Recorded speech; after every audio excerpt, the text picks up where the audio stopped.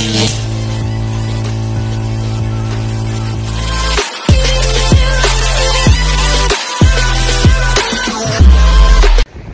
magandang araw sa inyo mga kabrosis. At nandito tayo sa tabi apply. Talagang napakasama ng lagay ng panahon.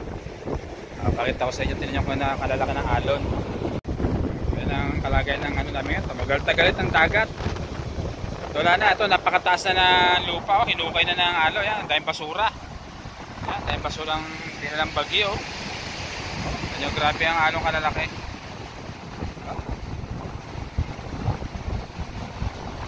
Pero yung barko na nag-aakot ng lupa, wala silang pakalam sa ano, malakas man ang hangin.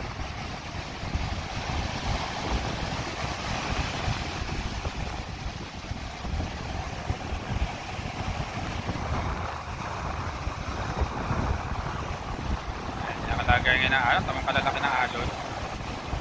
Talagang hindi po pwede ang mga bangka. Sa lalaki ng alon talaga. Nakalkal na nga yung lupa dito sa talpukan. Ay, mga bangka yan, dyan na sa lahat sa taas. Oh.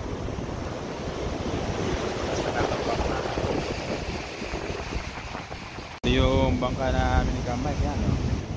Mabara. Lagyan na ng loan para hindi mapuno ng tubig. Kasi walang tigil ang ulan. Nagpahinga lang ng sandali. Yan, mamaya kasi ulan na naman yan. Dilim na naman yan. Tingnan ko lang itama dilim. Yan, ganda dito na lang yung video namin. At update ko na lang kayo sa mga ilang araw pang ganito ang eksena. Yan. Okay na po.